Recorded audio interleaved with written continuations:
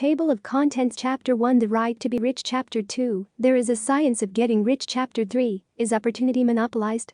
Chapter 4 The First Principle in the Science of Getting Rich Chapter 5 Increasing Life Chapter 6 How Riches Come to You Chapter 7 Gratitude Chapter 8 Thinking in a Certain Way Chapter 9 How to Use the Will Chapter 10 Further Use of the Will Chapter 11 Acting in this Certain Way Chapter 12 Efficient Action Chapter 13 Getting into the Right Business Chapter 14 The Impression of Increase Chapter 15 The Advancing Man Chapter 16 Some Cautions and Concluding Observations Chapter 17 Summary of the Science of Getting Rich Chapter 1 The Right to be Rich. Whatever may be said in praise of poverty, the fact remains that it is not possible to live a really complete or successful life unless one is rich. No man can rise to his greatest possible height in talent or soul development unless he has plenty of money, for to unfold the soul and to develop talent, he must have many things to use, and he cannot have these things unless he has money to buy them with. A man develops in mind, soul, and body by making use of things, and society is so organized that man must have money in order to become the possessor of things. Therefore, the basis of all advancement for man must be the science of getting rich. The object of all life is development, and everything that lives has an inalienable right to all the development it is capable of attaining. Man's right to life means his right to have the free and unrestricted use of all the things which may be necessary to his fullest mental, spiritual, and physical unfoldment, or, in other words, his right to be rich. In this book, I shall not speak of riches in a figurative way. To be really rich does not mean to be satisfied or contented with a little. No man ought to be satisfied with a little if he is capable of using and enjoying more. The purpose of nature is the advancement and unfoldment of life, and every man should have all that can contribute to the power, elegance, beauty, and richness of life. To be content with less is sinful. The man who owns all he wants for the living of all the life he is capable of living is rich, and no man who has not plenty of money can have all he wants. Life has advanced so far and become so complex that even the most ordinary man or woman requires a great amount of wealth in order to live in a manner that even approaches completeness. Every person naturally wants to become all that they are capable of becoming. This desire to realize innate possibilities is inherent in human nature. We cannot help wanting to be all that we can be. Success in life is becoming what you want to be. You can become what you want to be only by making use of things, and you can have the free use of things only as you become rich enough to buy them. To understand the science of getting rich is therefore the most essential of all knowledge. There is nothing wrong in wanting to get rich. The desire for riches is really the desire for a richer, fuller, and more abundant life, and that desire is praiseworthy. The man who does not desire to live more abundantly is abnormal, and so the man who does not desire to have money enough to buy all he wants is abnormal. There are three motives for which we live. We live for the body, we live for the mind, we live for the soul. No one of these is better or holier than the other, all are alike desirable, and no one of the three, body, mind, or soul, can live fully if either of the others is cut short of full life and expression. It is not right or noble to live only for the soul and deny mind or body, and it is wrong to live for the intellect and deny body or soul. We are all acquainted with the loathsome consequences of living for the body and denying both mind and soul, and we see that real life means the complete expression of all that man can give forth through body, mind, and soul. Whatever he can say, no man can be really happy or satisfied unless his body is living fully in every function, and unless the same is true of his mind and his soul. Wherever there is unexpressed possibility or function not performed, there is unsatisfied desire. Desire is possibility seeking expression or function seeking performance. Man cannot live fully in body without good food, comfortable clothing, and warm shelter, and without freedom from excessive toil. Rest and recreation are also necessary to his physical life. He cannot live fully in mind without books and time to study them, without opportunity for travel and observation, or without intellectual companionship. To live fully in mind he must have intellectual recreations, and must surround himself with all the objects of art and beauty he is capable of using and appreciating. To live fully in soul, man must have love, and love is denied expression by poverty. A man's highest happiness is found in the bestowal of benefits on those he loves. Love finds its most natural and spontaneous expression in giving. The man who has nothing to give cannot fill his place as a husband or father, as a citizen, or as a man. It is in the use of material things that a man finds full life for his body, develops his mind, and unfolds his soul. It is therefore of supreme importance to him that he should be rich. It is perfectly right that you should desire to be rich. If you are a normal man or woman, you cannot help doing so. It is perfectly right that you should give your best attention to the science of getting rich, for it is the noblest and most necessary of all studies. If you neglect this study, you are derelict in your duty to yourself, to God and humanity, for you can render to God and humanity no greater service than to make the most of yourself. Chapter 2 There is a science of getting rich. There is a science of getting rich, and it is an exact science, like algebra or arithmetic. There are certain laws which govern the process of acquiring riches. Once these laws are learned and obeyed by any man, he will get rich with mathematical certainty. The ownership of money and property comes as a result of doing things in a certain way. Those who do things in this certain way, whether on purpose or accidentally, get rich, while those who do not do things in this certain way, no matter how hard they work or how able they are, remain poor. It is a natural law that like causes always produce like effects, and, therefore, any man or woman who learns to do things in this certain way will infallibly get rich. That the above statement is true is shown by the following facts. Getting rich is not a matter of environment, for, if it were, all the people in certain neighborhoods would become wealthy, the people of one city would all be rich, while those of other towns would all be poor, or the inhabitants of one state would roll in wealth, while those of an adjoining state would be in poverty. But everywhere we see rich and poor living side by side, in the same environment, and often engaged in the same vocations. When two men are in the same locality, and in the same business, and one gets rich while the other remains poor, it shows that getting rich is not, primarily, a matter of environment. Some environments may be more favorable than others, but when two men in the same business are in the same neighborhood, and one gets rich while the other fails, it indicates that getting rich is the result of doing things in a certain way. And further, the ability to do things in this certain way is not due solely to the possession of talent, for many people who have great talent remain poor, while others who have very little talent get rich. Studying the people who have got rich, we find that they are an average lot in all respects, having no greater talents and abilities than other men. It is evident that they do not get rich because they possess talents and abilities that other men have not, but because they happen to do things in a certain way. Getting rich is not the result of saving or thrift. Many very penurious people are poor, while free spenders often get rich. Nor is getting rich due to doing things which others fail to do, for two men in the same business often do almost exactly the same things, and one gets rich, while the other remains poor or becomes bankrupt. From all these things, we must come to the conclusion that getting rich is the result of doing things in a certain way. If getting rich is the result of doing things in a certain way, and if like causes always produce like effects, then any man or woman who can do things in that way can become rich, and the whole matter is brought within the domain of exact science. The question arises here, whether this certain way may not be so difficult that only a few may follow it. This cannot be true, as we have seen, so far as natural ability is concerned. Talented people get rich, and blockheads get rich, intellectually brilliant people get rich, and very stupid people get rich, physically strong people get rich, and weak and sickly people get rich. Some degree of ability to think and understand is, of course, essential, but in so far natural ability is concerned, any man or woman who has sense enough to read and understand these words can certainly get rich. Also, we have seen that it is not a matter of environment. Location counts for something. One would not go to the heart of the Sahara and expect to do successful business. Getting rich involves the necessity of dealing with men and a being where there are people to deal with, and if these people are inclined to deal in the way you want to deal, so much the better. But that is about as far as environment goes. If anybody else in your town can get rich, so can you, and if anybody else in your state can get rich, so can you.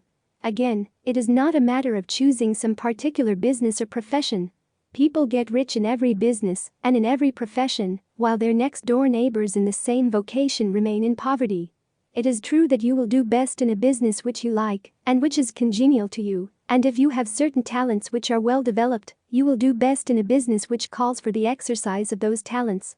Also, you will do best in a business which is suited to your locality. An ice cream parlor would do better in a warm climate than in Greenland, and a salmon fishery will succeed better in the Northwest than in Florida, where there are no salmon. But, aside from these general limitations, getting rich is not dependent upon your engaging in some particular business, but upon your learning to do things in a certain way. If you are now in business, and anybody else in your locality is getting rich in the same business, while you are not getting rich, it is because you are not doing things in the same way that the other person is doing them. No one is prevented from getting rich by lack of capital. True, as you get capital the increase becomes more easy and rapid, but one who has capital is already rich and does not need to consider how to become so. No matter how poor you may be, if you begin to do things in a certain way you will begin to get rich, and you will begin to have capital. The getting of capital is a part of the process of getting rich, and it is a part of the result which invariably follows the doing of things in a certain way. You may be the poorest man on the continent and be deeply in debt. You may have neither friends, influence, nor resources, but if you begin to do things in this way, you must infallibly begin to get rich, for like causes must produce like effects. If you have no capital, you can get capital. If you are in the wrong business, you can get into the right business. If you are in the wrong location, you can go to the right location, and you can do so by beginning in your present business and in your present location, to do things in the certain way which causes success. Chapter 3 is opportunity monopolized? No man is kept poor because opportunity has been taken away from him, because other people have monopolized the wealth and have put a fence around it. You may be shut off from engaging in business in certain lines, but there are other channels open to you. Probably it would be hard for you to get control of any of the great railroad systems. That field is pretty well monopolized. But the electric railway business is still in its infancy and offers plenty of scope for enterprise, and it will be but a very few years until traffic and transportation through the air will become a great industry, and in all its branches will give employment to hundreds of thousands, and perhaps to millions, of people. Why not turn your attention to the development of aerial transportation, instead of competing with J.J. Hill and others for a chance in the steam railway world? It is quite true that if you are a workman in the employ of the Steel Trust, you have very little chance of becoming the owner of the plant in which you work, but it is also true that if you will commence to act in a certain way, you can soon leave the employ of the Steel Trust. You can buy a farm of from 10 to 40 acres and engage in business as a producer of foodstuffs. There is great opportunity at this time for men who will live upon small tracts of land and cultivate the same intensively. Such men will certainly get rich. You may say that it is impossible for you to get the land, but I am going to prove to you that it is not impossible, and that you can certainly get a farm if you will go to work in a certain way. At different periods the tide of opportunity sets in different directions, according to the needs of the whole, and the particular stage of social evolution which has been reached. At present, in America, it is setting toward agriculture and the allied industries and professions. Today, opportunity is open before the farmer in his line more than before the factory worker in his line. It is open before the businessman who supplies the farmer more than before the one who supplies the factory worker, and before the professional man who waits upon the farmer more than before the one who serves the working class. There is abundance of opportunity for the man who will go with the tide, instead of trying to swim against it. So the factory workers, either as individuals or as a class, are not deprived of opportunity. The workers are not being kept down by their masters, they are not being ground by the trusts and combinations of capital. As a class, they are where they are because they do not do things in a certain way.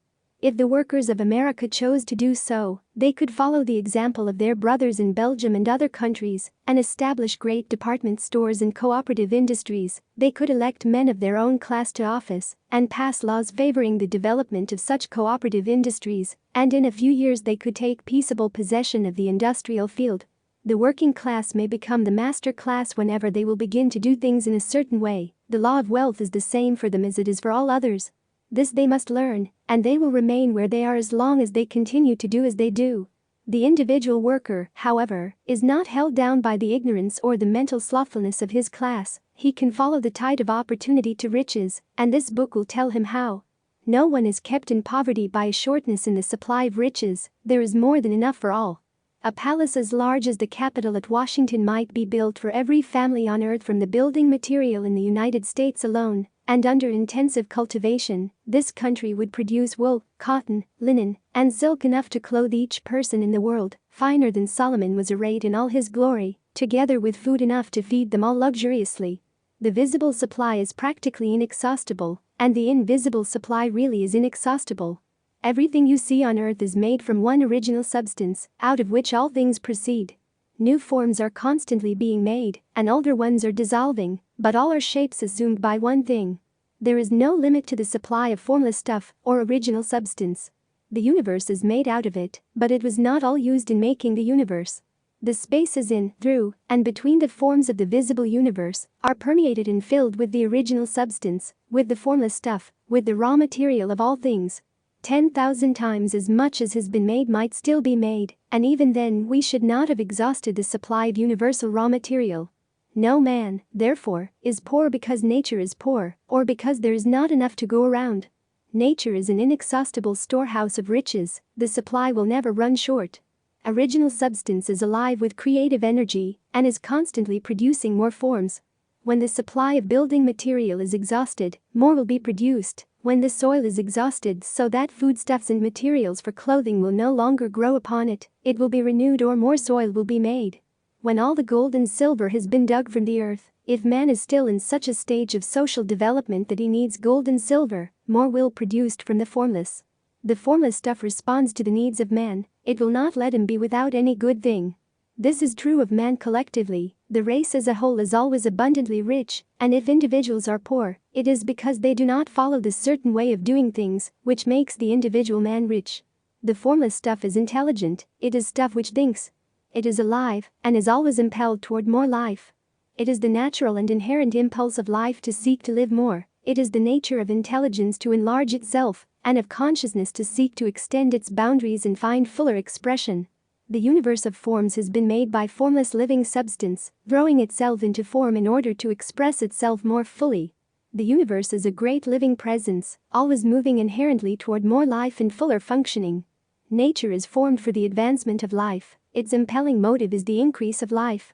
For this cause, everything which can possibly minister to life is bountifully provided, there can be no lack unless God is to contradict himself and nullify his own works.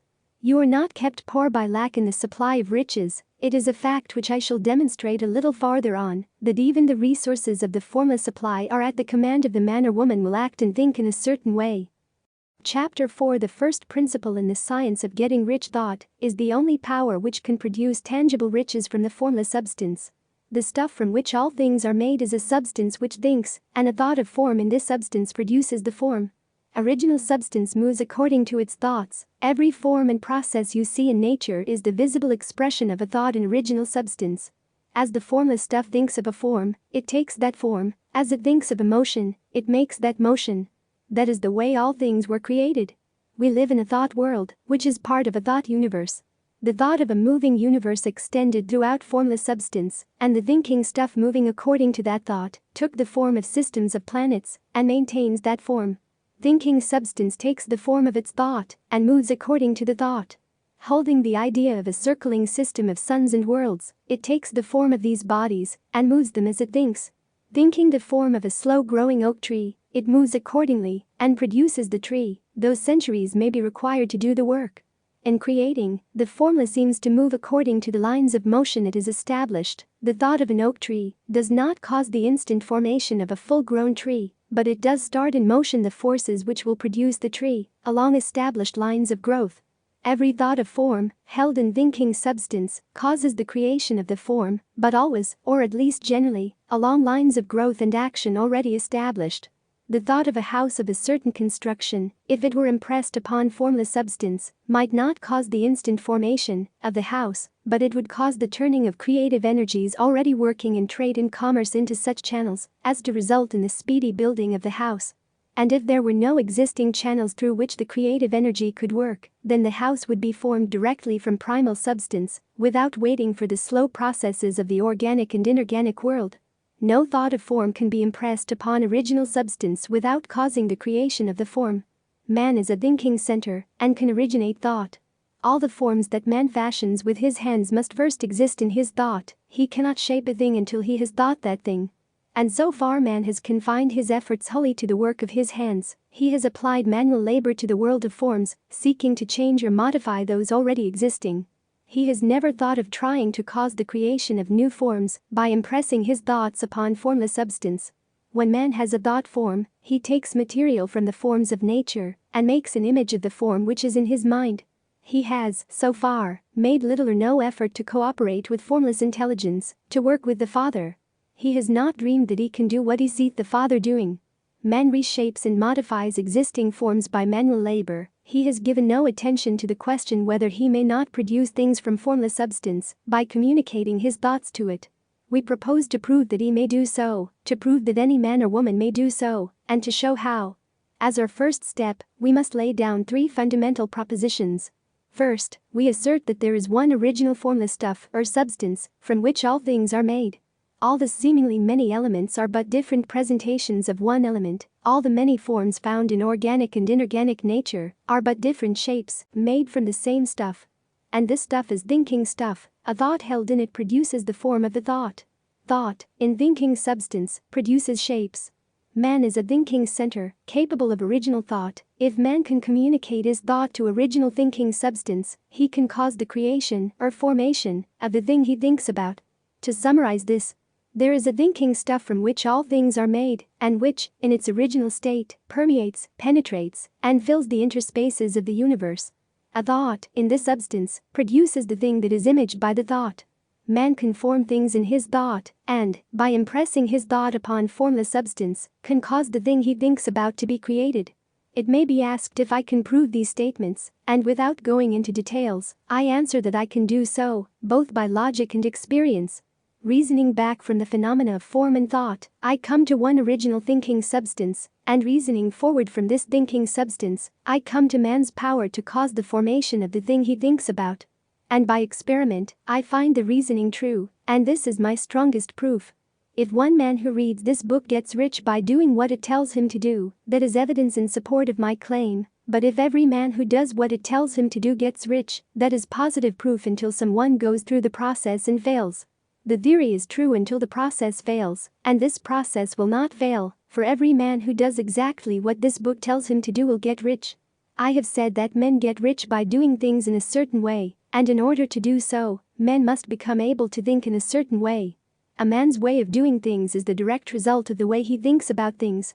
To do things in a way you want to do them, you will have to acquire the ability to think the way you want to think. This is the first step toward getting rich. To think what you want to think is to think truth, regardless of appearances. Every man has the natural and inherent power to think what he wants to think, but it requires far more effort to do so than it does to think the thoughts which are suggested by appearances. To think according to appearance is easy, to think truth regardless of appearances is laborious, and requires the expenditure of more power than any other work man is called upon to perform. There is no labor from which most people shrink as they do from that of sustained and consecutive thought. It is the hardest work in the world. This is especially true when truth is contrary to appearances. Every appearance in the visible world tends to produce a corresponding form in the mind which observes it, and this can only be prevented by holding the thought of the truth.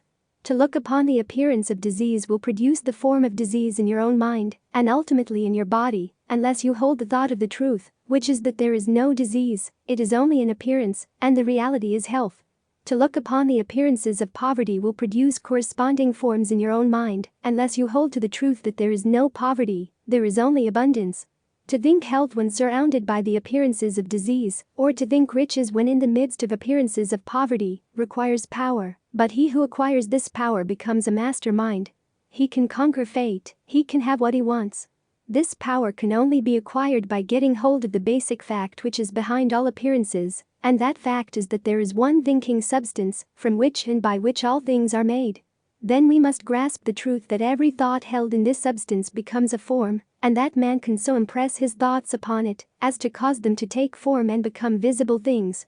When we realize this, we lose all doubt and fear, for we know that we can create what we want to create, we can get what we want to have, and can become what we want to be. As a first step toward getting rich, you must believe the 3 fundamental statements given previously in this chapter, and in order to emphasize them, I repeat them here. There is a thinking stuff from which all things are made, and which, in its original state, permeates, penetrates, and fills the interspaces of the universe. A thought, in this substance, produces the thing that is imaged by the thought. Man can form things in his thought, and, by impressing his thought upon formless substance, can cause the thing he thinks about to be created. You must lay aside all other concepts of the universe than this monistic one, and you must dwell upon this until it is fixed in your mind and has become your habitual thought. Read these creed statements over and over again, fix every word upon your memory, and meditate upon them until you firmly believe what they say. If a doubt comes to you, cast it aside as a sin. Do not listen to arguments against this idea. Do not go to churches or lectures where a contrary concept of things is taught or preached. Do not read magazines or books which teach a different idea. If you get mixed up in your faith, all your efforts will be in vain. Do not ask why these things are true, nor speculate as to how they can be true. Simply take them on trust. The science of getting rich begins with the absolute acceptance of this faith. Chapter 5. Increasing life. You must get rid of the last vestige of the old idea that there is a deity whose will it is that you should be poor, or whose purposes may be served by keeping you in poverty. The intelligent substance which is all, and in all, and which lives in all and lives in you, is a consciously living substance. Being a consciously living substance, it must have the nature and inherent desire of every living intelligence for increase of life. Every living thing must continually seek for the enlargement of its life, because life, in the mere act of living, must increase itself. A seed, dropped into the ground, springs into activity, and in the act of living produces 100 more seeds. Life, by living, multiplies itself. It is forever becoming more. It must do so, if it continues to be at all. Intelligence is under this same necessity for continuous increase. Every thought we think makes it necessary for us to think another thought. Consciousness is continually expanding. Every fact we learn leads us to the learning of another fact. Knowledge is continually increasing. Every talent we cultivate brings to the mind the desire to cultivate another talent. We are subject to the urge of life, seeking expression, which ever drives us on to know more, to do more, and to be more. In order to know more, do more, and be more, we must have more. We must have things to use, for we learn, and do, and become, only by using things. We must get rich, so that we can live more. The desire for riches is simply the capacity for larger life-seeking fulfillment. Every desire is the effort of an unexpressed possibility to come into action. It is power seeking to manifest which causes desire. That which makes you want more money is the same as that which makes the plant grow. It is life, seeking fuller expression.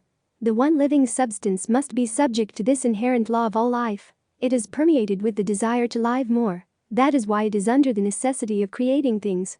The one substance desires to live more in you, hence it wants you to have all the things you can use. It is the desire of God that you should get rich. He wants you to get rich because He can express Himself better through you if you have plenty of things to use in giving Him expression.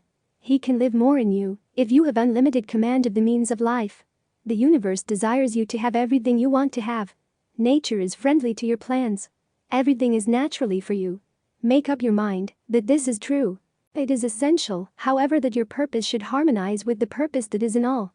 You must want real life, not mere pleasure of sensual gratification. Life is the performance of function, and the individual really lives only when he performs every function, physical, mental, and spiritual, of which he is capable, without excess in any. You do not want to get rich in order to live swinishly, for the gratification of animal desires. That is not life. But the performance of every physical function is a part of life, and no one lives completely who denies the impulses of the body a normal and healthful expression. You do not want to get rich solely to enjoy mental pleasures, to get knowledge, to gratify ambition, to outshine others, to be famous. All these are a legitimate part of life, but the man who lives for the pleasures of the intellect alone will only have a partial life, and he will never be satisfied with his lot. You do not want to get rich solely for the good of others, to lose yourself for the salvation of mankind, to experience the joys of philanthropy and sacrifice. The joys of the soul are only a part of life, and they are no better or nobler than any other part. You want to get rich in order that you may eat, drink, and be merry when it is time to do these things, in order that you may surround yourself with beautiful things, see distant lands, feed your mind, and develop your intellect, in order that you may love men and do kind things, and be able to play a good part in helping the world to find truth. But remember that extreme altruism is no better and no nobler than extreme selfishness. Both are mistakes. Get rid of the idea that God wants you to sacrifice yourself for others, and that you can secure His favor by doing so. God requires nothing of the kind. What He wants is that you should make the most of yourself, for yourself, and for others, and you can help others more by making the most of yourself than in any other way. You can make the most of yourself only by getting rich, so it is right and praiseworthy that you should give your first and best thought to the work of acquiring wealth. Remember, however, that the desire of substance is for all, and its movements must be for more life to all. It cannot be made to work for less life to any, because it is equally in all, seeking riches and life. Intelligent substance will make things for you, but it will not take things away from someone else and give them to you. You must get rid of the thought of competition. You are to create, not to compete for what is already created. You do not have to take anything away from anyone. You do not have to drive sharp bargains. You do not have to cheat or to take advantage. You do not need to let any man work for you for less than he earns. You do not have to covet the property of others or to look at it with wishful eyes. No man has anything of which you cannot have the like, and that without taking what he has away from him. You are to become a creator, not a competitor. You are going to get what you want, but in such a way that when you get it, every other man will have more than he has now. I am aware that there are men who get a vast amount of money by proceeding in direct opposition to the statements in the paragraph above, and may add a word of explanation here. Men of the plutocratic type, who become very rich, do so sometimes purely by their extraordinary ability on the plane of competition, and sometimes they unconsciously relate themselves to substance in its great purposes and movements for the general racial upbuilding through industrial evolution. Rockefeller, Carnegie, Morgan, et al. Have been the unconscious agents of the supreme in the necessary work of systematizing and organizing productive industry, and in the end, their work will contribute immensely toward increased life for all. Their day is nearly over. They have organized production and will soon be succeeded by the agents of the multitude, who will organize the machinery of distribution. The multimillionaires are like the monster reptiles of the prehistoric eras. They play a necessary part in the evolutionary process, but the same power which produced them will dispose of them. And it is well to bear in mind that they have never been really rich. A record of the private lives of most of this class will show that they have really been the most abject and wretched of the poor. Riches secured on the competitive plane are never satisfactory and permanent. They are yours today and another's tomorrow. Remember, if you are to become rich in a scientific and certain way, you must rise entirely out of a competitive thought. You must never think for a moment that the supply is limited. Just as soon as you begin to think that all the money is being cornered and controlled by bankers and others, and that you must exert yourself to get laws passed to stop this process, and so on, in that moment you drop into the competitive mind, and your power to cause creation is gone for the time being, and what is worse, you will probably arrest the creative movements you have already instituted. Know that there are countless millions of dollars worth of gold in the mountains of the earth, not yet brought to light, and know that if there were not, more would be created from thinking substance to supply your needs. Know that the money you need will come, even if it is necessary for 1,000 men to be led to the discovery of new gold mines tomorrow. Never look at the visible supply, look always at the limitless riches in formless substance, and know that they are coming to you as fast as you can receive and use them. Nobody, by cornering the visible supply, can prevent you from getting what is yours. So never allow yourself to think for an instant that all the best building spots will be taken before you get ready to build your house, unless you hurry. Never worry about the trusts and combines, and get anxious for fear they will soon come to own the whole earth. Never get afraid that you will lose what you want because some other person beats you to it. That cannot possibly happen. You are not seeking anything that is possessed by anybody else. You are causing what you want to be created from formless substance, and the supply is without limits. Stick to the formulated statement.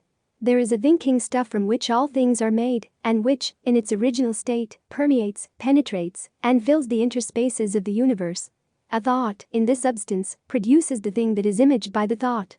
Man can form things in his thought, and, by impressing his thought upon formless substance, can cause the thing he thinks about to be created. Chapter 6 How riches come to you. When I say that you do not have to drive sharp bargains, I do not mean that you do not have to drive any bargains at all, or that you are above the necessity for having any dealings with your fellow men. I mean that you will not need to deal with them unfairly. You do not have to get something for nothing, but can give to every man more than you take from him. You cannot give every man more in cash market value than you take from him, but you can give him more in use value than the cash value of the thing you take from him. The paper, ink, and other material in this book may not be worth the money you pay for it, but if the ideas suggested by it bring you thousands of dollars, you have not been wronged by those who sold it to you. They have given you a great use value for a small cash value. Let us suppose that I own a picture by one of the great artists, which, in any civilized community, is worth thousands of dollars. I take it to Baffin Bay, and by salesmanship, induce an Eskimo to give a bundle of furs worth $500 for it. I have really wronged him, for he has no use for the picture, it has no use value to him, it will not add to his life. But suppose I give him a gun worth $50 for his furs, then he has made a good bargain. he has use for the gun, it will get him many more furs and much food, it will add to his life in every way, it will make him rich. When you rise from the competitive to the creative plane, you can scan your business transactions very strictly, and if you are selling any man anything which does not add more to his life than the thing he give you in exchange, you can afford to stop it. You do not have to beat anybody in business. And if you are in a business which does beat people, get out of it at once. Give every man more in use value than you take from him in cash value, then you are adding to the life of the world by every business transaction. If you have people working for you, you must take from them more in cash value than you pay them in wages, but you can so organize your business that it will be filled with the principle of advancement, and so that each employee who wishes to do so may advance a little every day. You can make your business do for your employees what this book is doing for you. You can so conduct your business that it will be a sort of ladder by which every employee who will take the trouble may climb to riches himself, and given the opportunity, if he will not do so, it is not your fault.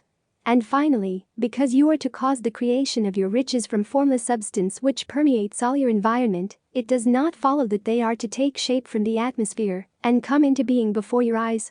If you want a sewing machine, for instance, I do not mean to tell you that you are to impress the thought of a sewing machine on thinking substance until the machine is formed without hands, in the room where you sit, or elsewhere.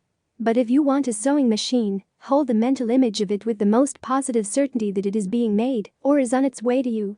After once forming the thought, have the most absolute and unquestioning faith that the sewing machine is coming. Never think of it, or speak of it, in any other way than as being sure to arrive. Claim it as already yours. It will be brought to you by the power of the Supreme Intelligence, acting upon the minds of men. If you live in Maine, it may be that a man will be brought from Texas or Japan to engage in some transaction which will result in your getting what you want.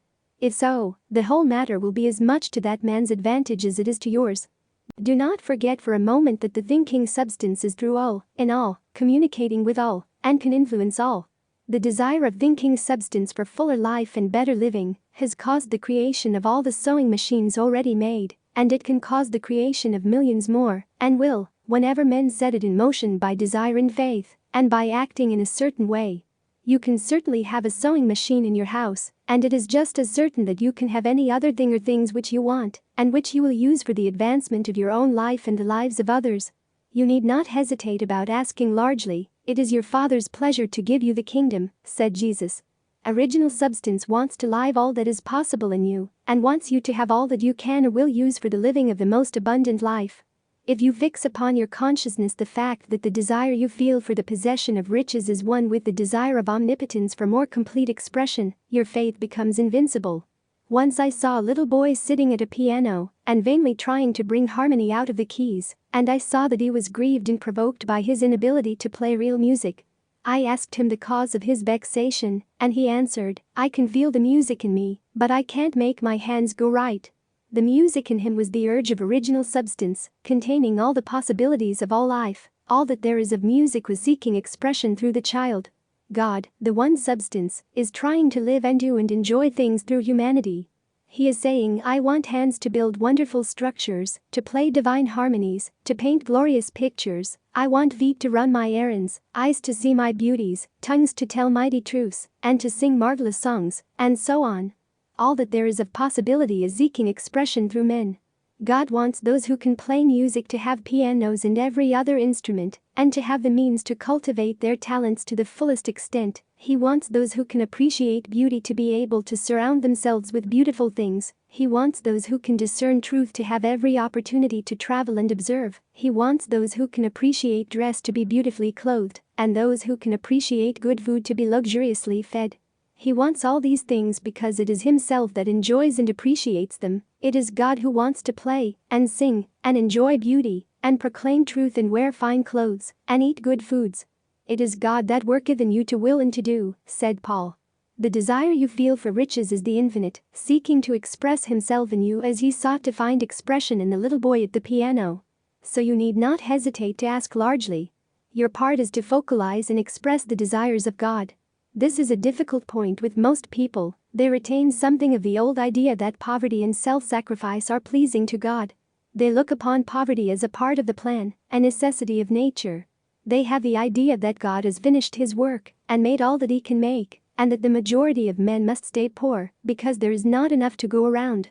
They hold to so much of this erroneous thought that they feel ashamed to ask for wealth. They try not to want more than a very modest competence, just enough to make them fairly comfortable.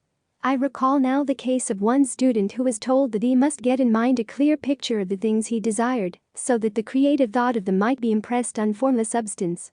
He was a very poor man, living in a rented house, and having only what he earned from day to day, and he could not grasp the fact that all wealth was his. So, after thinking the matter over, he decided that he might reasonably ask for a new rug for the floor of his best room, and an anthracite coal stove to heat the house during the cold weather. Following the instructions given in this book, he obtained these things in a few months, and then it dawned upon him that he had not asked enough. He went through the house in which he lived and planned all the improvements he would like to make in it. He mentally added a bay window here and a room there until it was complete in his mind as his ideal home, and then he planned its furnishings. Holding the whole picture in his mind, he began living in this certain way and moving toward what he wanted, and he owns the house now and is rebuilding it after the form of his mental image. And now, with still larger faith, he is going on to get greater things. It has been unto him according to his faith, and it is so with you and with all of us. Chapter 7 Gratitude. The illustrations given in the last chapter will have conveyed to the reader the fact that the first step toward getting rich is to convey the idea of your wants to the formless substance. This is true, and you will see that in order to do so it becomes necessary to relate yourself to the formless intelligence in a harmonious way. To secure this harmonious relation is a matter of such primary and vital importance that I shall give some space to its discussion here, and give you instructions which, if you will follow them, will be certain to bring you into perfect unity of mind with God. The whole process of mental adjustment and atonement can be summed up in one word: gratitude. First, you believe that there is one intelligent substance from which all things proceed. Second, you believe that this substance gives you everything you desire. And third, you relate yourself to it by a feeling of deep and profound gratitude. Many people who order their lives rightly in all other ways are kept in poverty by their lack of gratitude. Having received one gift from God, they cut the wires which connect them with Him by failing to make acknowledgement.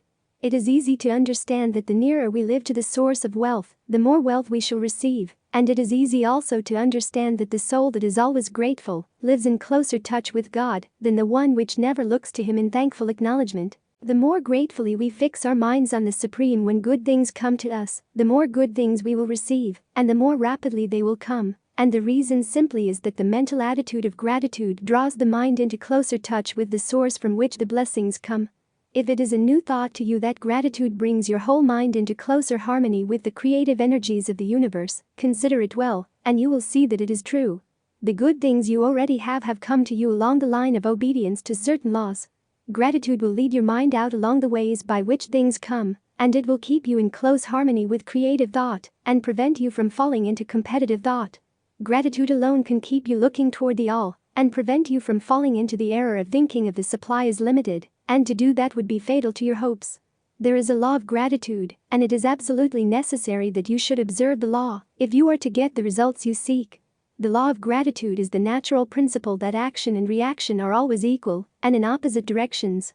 The grateful outreaching of your mind in thankful praise to the Supreme is a liberation or expenditure of force. It cannot fail to reach that to which it addressed, and the reaction is an instantaneous movement towards you.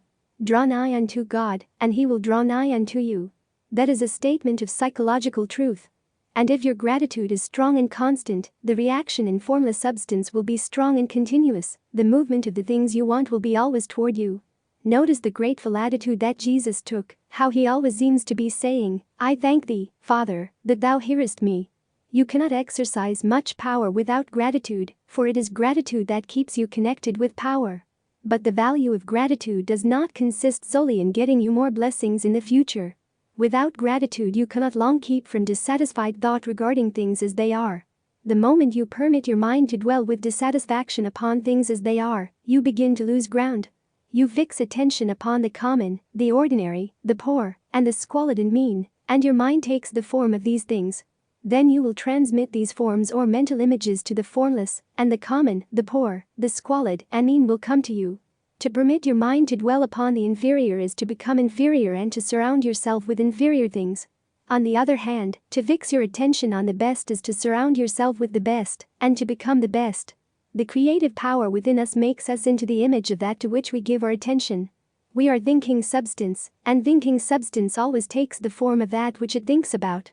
The grateful mind is constantly fixed upon the best, therefore it tends to become the best, it takes the form or character of the best, and will receive the best. Also, faith is born of gratitude. The grateful mind continually expects good things, and expectation becomes faith. The reaction of gratitude upon one's own mind produces faith, and every outgoing wave of grateful thanksgiving increases faith. He who has no feeling of gratitude cannot long retain a living faith, and without a living faith, you cannot get rich by the creative method, as we shall see in the following chapters. It is necessary, then, to cultivate the habit of being grateful for every good thing that comes to you, and to give thanks continuously.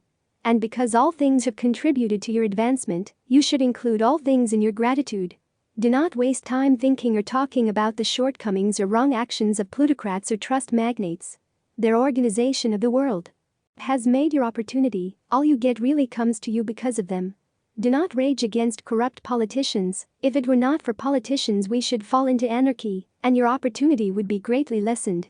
God has worked a long time and very patiently to bring us up to where we are in industry and government, and He is going right on with His work.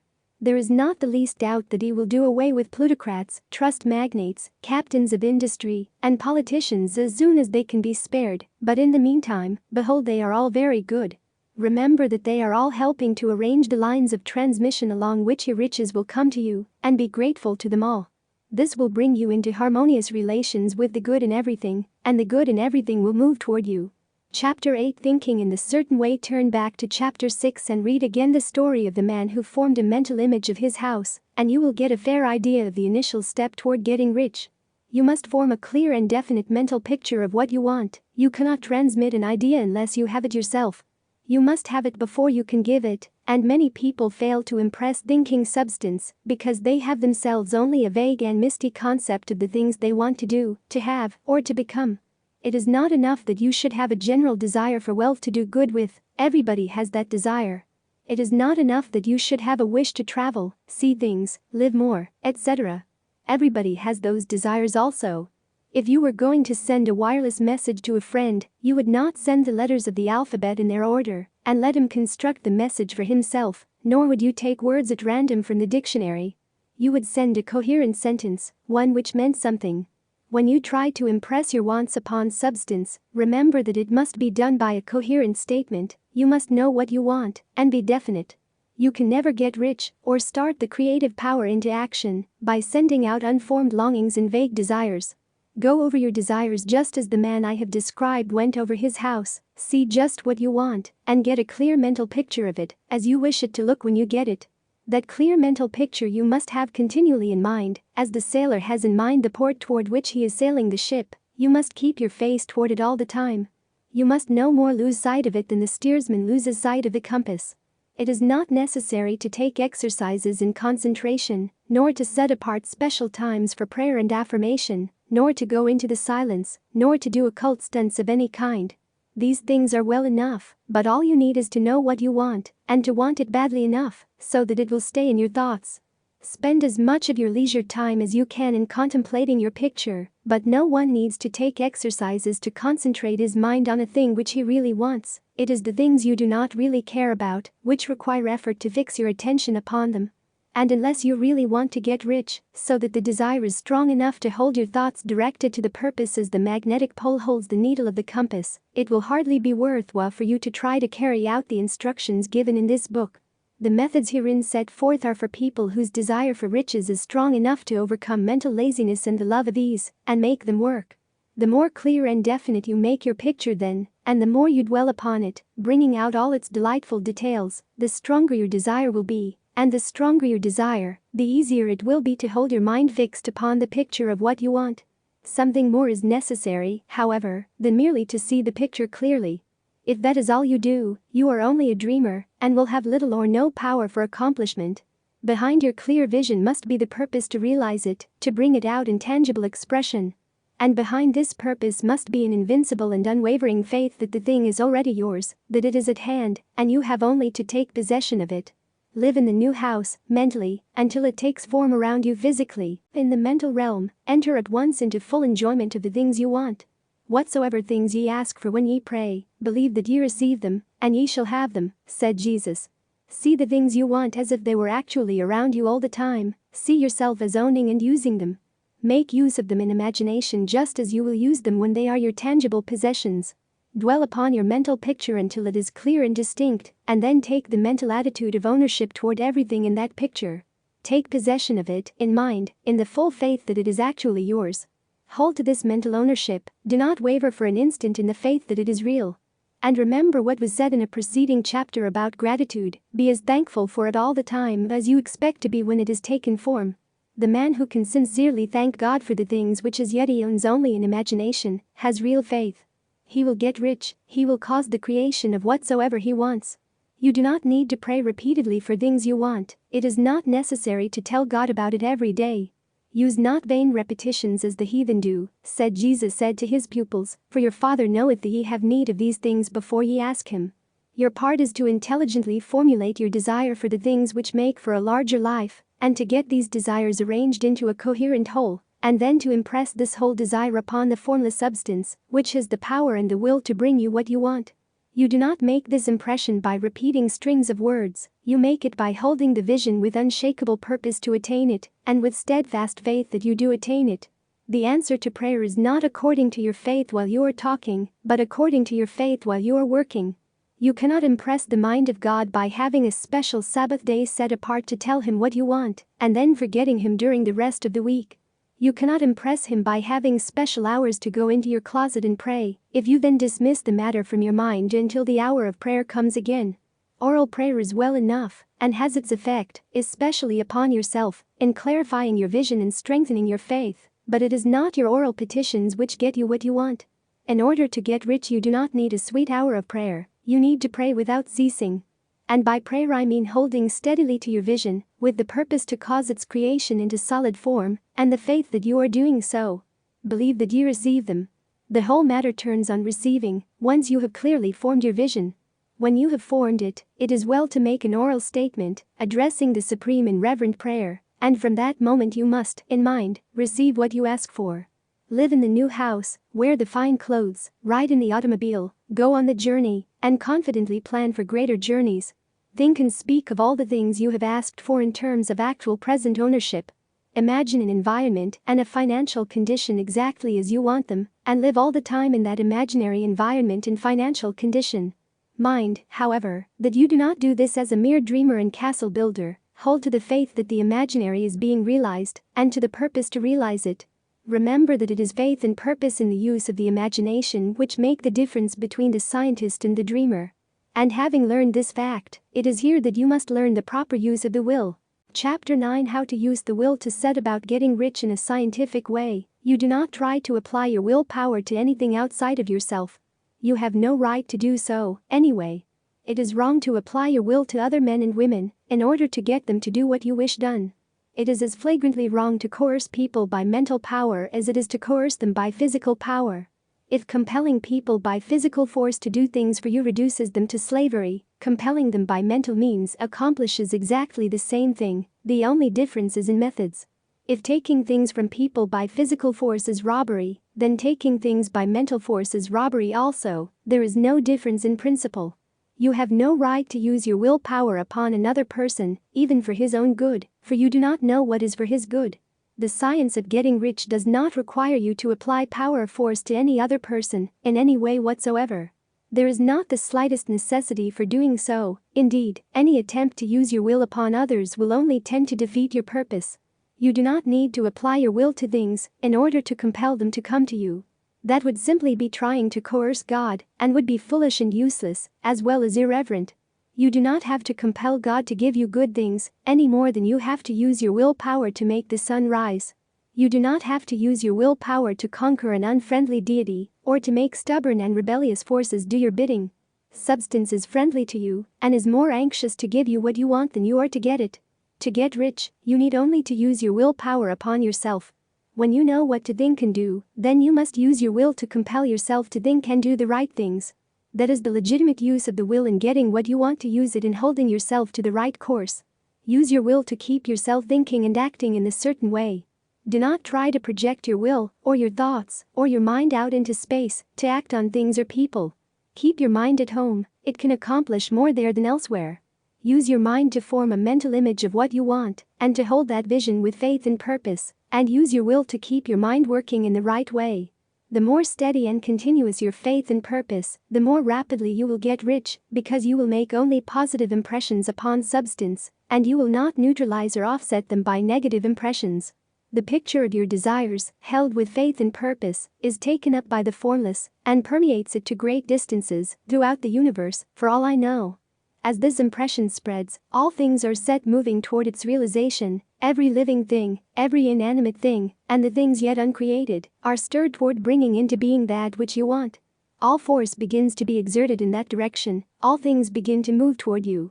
The minds of people, everywhere, are influenced toward doing the things necessary to the fulfilling of your desires, and they work for you, unconsciously. But you can check all this by starting a negative impression in the formless substance. Doubt or unbelief is as certain to start a movement away from you as faith and purpose are to start one toward you. It is by not understanding this that most people who try to make use of mental science in getting rich make their failure. Every hour and moment you spend in giving heed to doubts and fears, every hour you spend in worry, every hour in which your soul is possessed by unbelief, sets a current away from you in the whole domain of intelligent substance. All the promises are unto them that believe, and unto them only. Notice how insistent Jesus was upon this point of belief, and now you know the reason why. Since belief is all important, it behooves you to guard your thoughts, and as your beliefs will be shaped to a very great extent by the things you observe and think about, it is important that you should command your attention. And here the will comes into use, for it is by your will that you determine upon what things your attention shall be fixed. If you want to become rich, you must not make a study of poverty. Things are not brought into being by thinking about their opposites. Health is never to be attained by studying disease and thinking about disease. Righteousness is not to be promoted by studying sin and thinking about sin, and no one ever got rich by studying poverty and thinking about poverty. Medicine as a science of disease has increased disease, religion as a science of sin has promoted sin, and economics as a study of poverty will fill the world with wretchedness and want. Do not talk about poverty, do not investigate it, or concern yourself with it. Never mind what its causes are, you have nothing to do with them. What concerns you is the cure. Do not spend your time in charitable work or charity movements, all charity only tends to perpetuate the wretchedness it aims to eradicate. I do not say that you should be hard-hearted or unkind and refuse to hear the cry of need, but you must not try to eradicate poverty in any of the conventional ways. Put poverty behind you, and put all that pertains to it behind you, and make good. Get rich, that is the best way you can help the poor. And you cannot hold the mental image which is to make you rich if you fill your mind with pictures of poverty. Do not read books or papers which give circumstantial accounts of the wretchedness of the tenement dwellers, of the horrors of child labor, and so on. Do not read anything which fills your mind with gloomy images of want and suffering. You cannot help the poor in the least by knowing about these things, and the widespread knowledge of them does not tend at all to do away with poverty. What tends to do away with poverty is not the getting of pictures of poverty into your mind, but getting pictures of wealth into the minds of the poor. You are not deserting the poor in their misery when you refuse to allow your mind to be filled with pictures of that misery. Poverty can be done away with, not by increasing the number of well-to-do people who think about poverty, but by increasing the number of poor people who purpose with faith to get rich. The poor do not need charity, they need inspiration. Charity only sends them a loaf of bread to keep them alive in their wretchedness, or gives them an entertainment to make them forget for an hour or two, but inspiration will cause them to rise out of their misery. If you want to help the poor, demonstrate to them that they can become rich, prove it by getting rich yourself. The only way in which poverty will ever be banished from this world is by getting a large and constantly increasing number of people to practice the teachings of this book. People must be taught to become rich by creation, not by competition. Every man who becomes rich by competition throws down behind him the ladder by which he rises and keeps others down, but every man who gets rich by creation opens a way for thousands to follow him and inspires them to do so. You are not showing hardness of heart or an unfeeling disposition when you refuse to pity poverty, see poverty, read about poverty, or think or talk about it, or to listen to those who do talk about it. Use your willpower to keep your mind off the subject of poverty, and to keep it fixed with faith and purpose on the vision of what you want. Chapter 10 Further use of the will. You cannot retain a true and clear vision of wealth if you are constantly turning your attention to opposing pictures, whether they be external or imaginary. Do not tell of your past troubles of a financial nature. If you have had them, do not think of them at all. Do not tell of the poverty of your parents or the hardships of your early life. To do any of these things is to mentally class yourself with the poor for the time being, and it will certainly check the movement of things in your direction. Let the dead bury their dead, as Jesus said. Put poverty and all things that pertain to poverty completely behind you. You have accepted a certain theory of the universe as being correct, and are resting all your hopes of happiness on its being correct. And what can you gain by giving heed to conflicting theories? Do not read religious books which tell you that the world is soon coming to an end, and do not read the writing of muckrakers and pessimistic philosophers who tell you that it is going to the devil. The world is not going to the devil, it is going to God. It is wonderful becoming. True, there may be a good many things in existing conditions which are disagreeable, but what is the use of studying them when they are certainly passing away, and when the study of them only tends to check their passing and keep them with us? Why give time and attention to things which are being removed by evolutionary growth, when you can hasten their removal only by promoting the evolutionary growth as far as your part of it goes? No matter how horrible and seeming may be the conditions in certain countries, sections, or places, you waste your time and destroy your own chances by considering them. You should interest yourself in the world's becoming rich. Think of the riches the world is coming into, instead of the poverty it is growing out of, and bear in mind that the only way in which you can assist the world in growing rich is by growing rich yourself through the creative method, not the competitive one. Give your attention wholly to riches, ignore poverty. Whenever you think or speak of those who are poor, think and speak of them as those who are becoming rich, as those who are to be congratulated rather than pitied. Then they and others will catch the inspiration and begin to search for the way out. Because I say that you are to give your whole time and mind and thought to riches, it does not follow that you are to be sordid or mean. To become really rich is the noblest aim you can have in life, for it includes everything else. On the competitive plane, the struggle to get rich is a godless scramble for power over other men, but when we come into the creative mind, all this is changed. All that is possible in the way of greatness and soul unfoldment, of service and lofty endeavor, comes by way of getting rich. All is made possible by the use of things. If you lack for physical health, you will find that the attainment of it is conditional on your getting rich. Only those who are emancipated from financial worry and who have the means to live a carefree existence and follow hygienic practices can have and retain health. Moral and spiritual greatness is possible only to those who are above the competitive battle for existence, and only those who are becoming rich on the plane of creative thought are free from the degrading influences of competition. If your heart is set on domestic happiness, remember that love flourishes best where there is refinement, a high level of thought, and freedom from corrupting influences, and these are to be found only where riches are attained by the exercise of creative thought, without strife or rivalry. You can aim at nothing so great or noble, I repeat, as to become rich, and you must fix your attention upon your mental picture of riches, to the exclusion of all that may tend to dim or obscure the vision. You must learn to see the underlying truth in all things. You must see beneath all seemingly wrong conditions the great one life ever moving forward toward fuller expression and more complete happiness. It is the truth that there is no such thing as poverty, that there is only wealth.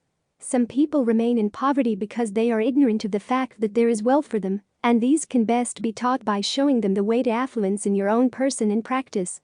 Others are poor because, while they feel that there is a way out, they are too intellectually indolent to put forth the mental effort necessary to find that way and travel it, and for these the very best thing you can do is to arouse their desire by showing them the happiness that comes from being rightly rich. Others still are poor because, while they have some notion of science, they have become so swamped and lost in the maze of metaphysical and occult theories that they do not know which road to take. They try a mixture of many systems and fail in all. For these, again, the very best thing to do is to show the right way in your own person and practice. An ounce of doing things is worth a pound of theorizing. The very best thing you can do for the whole world is to make the most of yourself. You can serve God and man in no more effective way than by getting rich, that is, if you get rich by the creative method, and not by the competitive one. Another thing. We assert that this book gives in detail the principles of the science of getting rich, and if that is true, you do not need to read any other book upon the subject. This may sound narrow and egotistical, but consider. There is no more scientific method of computation in mathematics than by addition, subtraction, multiplication, and division. No other method is possible. There can be but one shortest distance between 2 points. There is only one way to think scientifically, and that is to think in the way that leads by the most direct and simple route to the goal. No man has yet formulated a briefer or less complex system than the one set forth herein. It has been stripped of all non-essentials. When you commence on this, lay all others aside, put them out of your mind altogether. Read this book every day, keep it with you, commit it to memory, and do not think about other systems and theories. If you do, you will begin to have doubts, and to be uncertain and wavering in your thought, and then you will begin to make failures. After you have made good and become rich, you may study other systems as much as you please, but until you are quite sure that you have gained what you want, do not read anything on this line, but this book, unless it be the authors mentioned in the preface. And read only the most optimistic comments on the world's news, those in harmony with your picture. Also, postpone your investigations into the occult. Do not dabble in theosophy, spiritualism, or kindred studies. It is very likely that the dead still live and are near, but if they are, let them alone, mind your own business. Wherever the spirits of the dead may be, they have their own work to do and their own problems to solve, and we have no right to interfere with them. We cannot help them, and it is very doubtful whether they can help us, or whether we have any right to trespass upon their time if they can. Let the dead and the hereafter alone, and solve your own problem, get rich. If you begin to mix with the occult, you will start mental cross-currents which will surely bring your hopes to shipwreck. Now, this and the preceding chapters have brought us to the following statement of basic facts. There is a thinking stuff from which all things are made, and which, in its original state, permeates, penetrates, and fills the interspaces of the universe.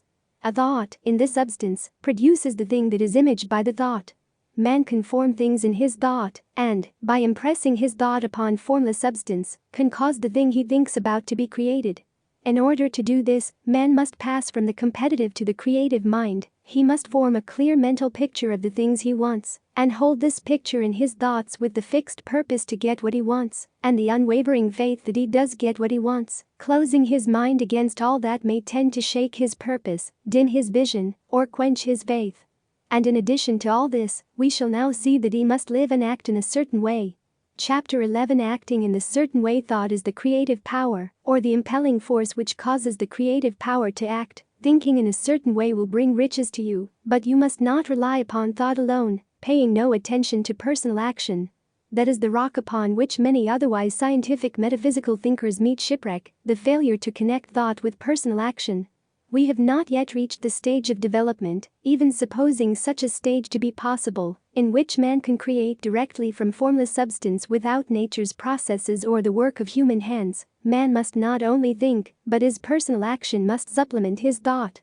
By thought you can cause the gold in the hearts of the mountains to be impelled toward you, but it will not mine itself, refine itself, coin itself into double eagles, and come rolling along the road seeking its way into your pocket. Under the impelling power of the Supreme Spirit, men's affairs will be so ordered that someone will be led to mine the gold for you, other men's business transactions will be so directed that the gold will be brought toward you, and you must so arrange your own business affairs that you may be able to receive it when it comes to you. Your thought makes all things, animate and inanimate, work to bring you what you want, but your personal activity must be such that you can rightly receive what you want when it reaches you. You are not to take it as charity, nor to steal it. You must give every man more in use value than he gives you in cash value. The scientific use of thought consists in forming a clear and distinct mental image of what you want, in holding fast to the purpose to get what you want, and in realizing with grateful faith that you do get what you want. Do not try to project your thought in any mysterious or occult way, with the idea of having it go out and do things for you. That is wasted effort, and will weaken your power to think with sanity. The action of thought in getting rich is fully explained in the preceding chapters. Your faith and purpose positively impress your vision upon formless substance, which has the same desire for more life that you have, and this vision, received from you, sets all the creative forces at work in and through their regular channels of action, but directed toward you. It is not your part to guide or supervise the creative process. All you have to do with that is to retain your vision, stick to your purpose, and maintain your faith and gratitude. But you must act in a certain way, so that you can appropriate what is yours when it comes to you, so that you can meet the things you have in your picture, and put them in their proper places as they arrive. You can really see the truth of this. When things reach you, they will be in the hands of other men, who will ask an equivalent for them. And you can only get what is yours by giving the other man what is his. Your pocketbook is not going to be transformed into a Fortunata's purse, which shall be always full of money without effort on your part. This is the crucial point in the science of getting rich, right here, where thought and personal action must be combined. There are very many people who, consciously or unconsciously, set the creative forces in action by the strength and persistence of their desires, but who remain poor because they do not provide for the reception of the thing they want when it comes. By thought, the thing you want is brought to you, by action you receive it. Whatever your action is to be, it is evident that you must act now. You cannot act in the past, and it is essential to the clearness of your mental vision that you dismiss the past from your mind. You cannot act in the future, for the future is not here yet. And you cannot tell how you will want to act in any future contingency until that contingency has arrived.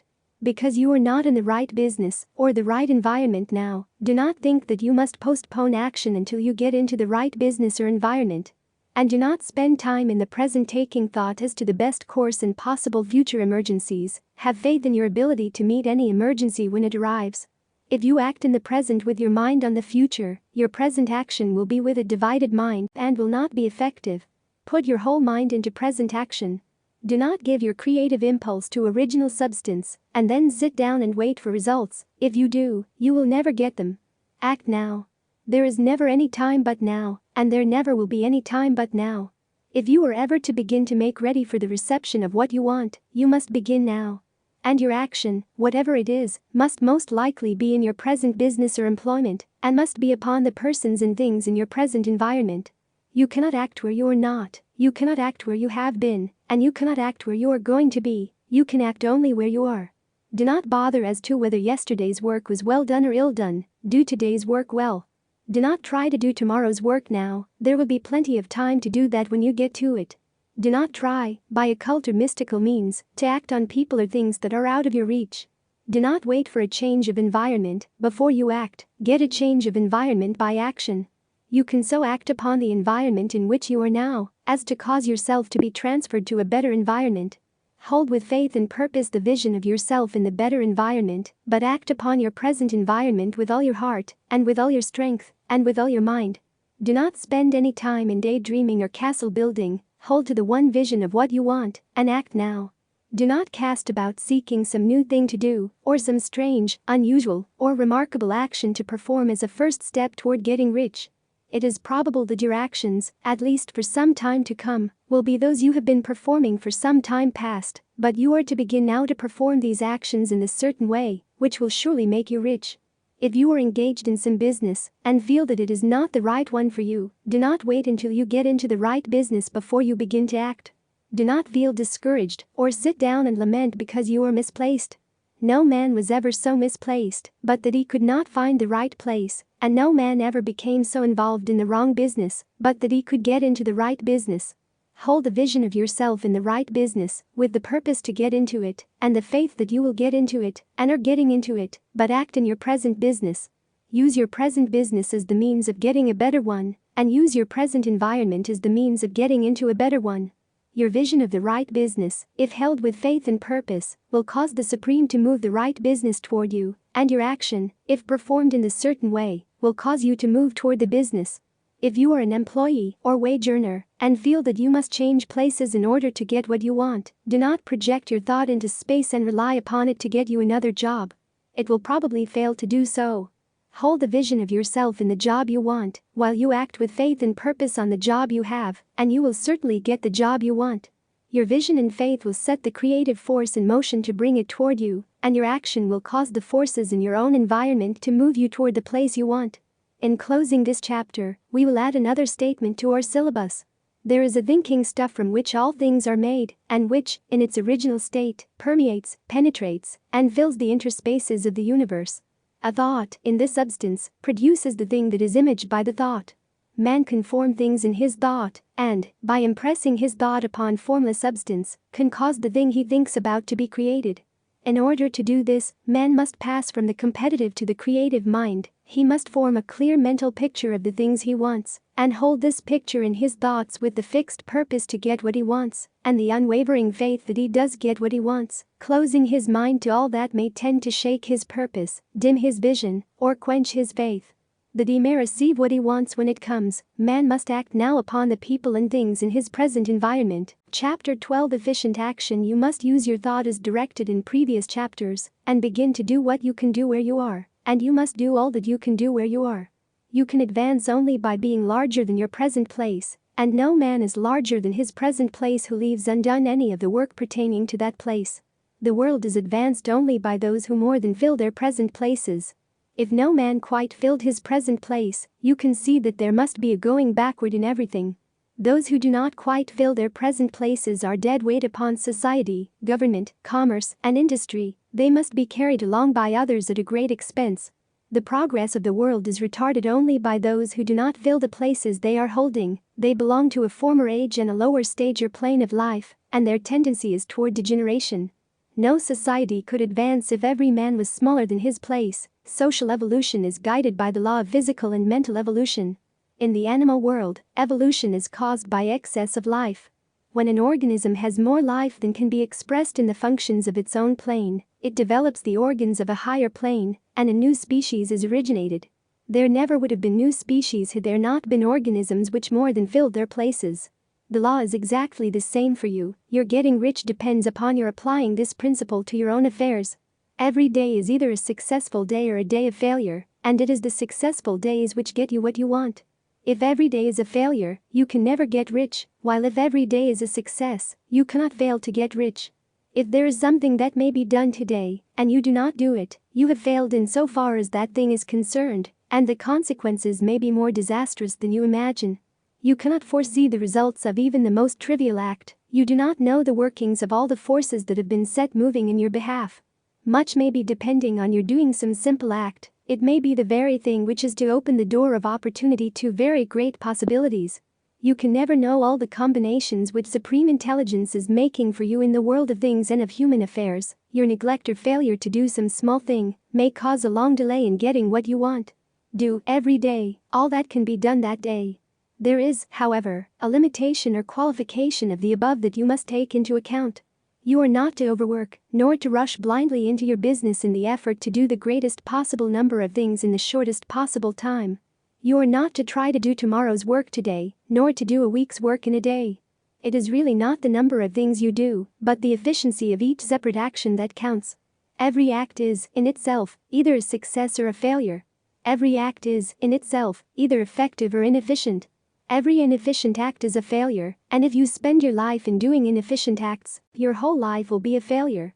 The more things you do, the worse for you, if all your acts are inefficient ones. On the other hand, every efficient act is a success in itself, and if every act of your life is an efficient one, your whole life must be a success. The cause of failure is doing too many things in an inefficient manner, and not doing enough things in an efficient manner. You will see that it is a self-evident proposition that if you do not do any inefficient acts, and if you do a sufficient number of efficient acts, you will become rich. If, now, it is possible for you to make each act an efficient one, you see again that the getting of riches is reduced to an exact science, like mathematics. The matter turns, then, on the question whether you can make each separate act a success in itself. And this you can certainly do. You can make each act a success, because all power is working with you, and all power cannot fail. Power is at your service, and to make each act efficient you have only to put power into it. Every action is either strong or weak, and when every one is strong, you are acting in the certain way which will make you rich. Every act can be made strong and efficient by holding your vision while you are doing it, and putting the whole power of your faith and purpose into it. It is at this point that the people fail who separate mental power from personal action. They use the power of mind in one place and at one time, and they act in another place and at another time. So their acts are not successful in themselves, too many of them are inefficient. But if all power goes into every act, no matter how commonplace, every act will be a success in itself, and as in the nature of things, every success opens the way to other successes. Your progress toward what you want, and the progress of what you want toward you, will become increasingly rapid. Remember that successful action is cumulative in its results. Since the desire for more life is inherent in all things, when a man begins to move toward larger life, more things attach themselves to him, and the influence of his desire is multiplied. Do, every day, all that you can do that day, and do each act in an efficient manner. In saying that you must hold your vision while you are doing each act, however trivial or commonplace. I do not mean to say that it is necessary at all times to see the vision distinctly to its smallest details. It should be the work of your leisure hours to use your imagination on the details of your vision and to contemplate them until they are firmly fixed upon memory. If you wish speedy results, spend practically all your spare time in this practice.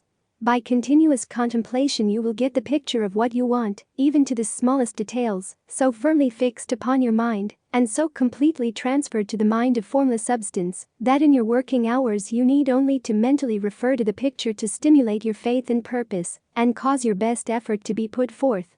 Contemplate your picture in your leisure hours until your consciousness is so full of it that you can grasp it instantly.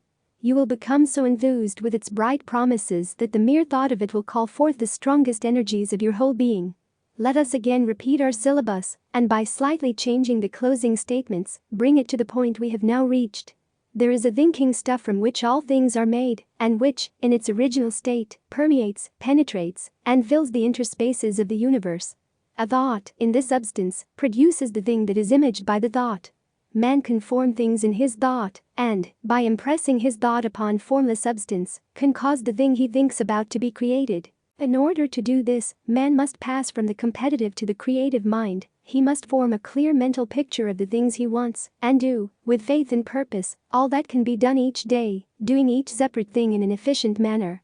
Chapter 13 Getting into the right business. Success, in any particular business, depends for one thing upon your possessing in a well-developed state the faculties required in that business.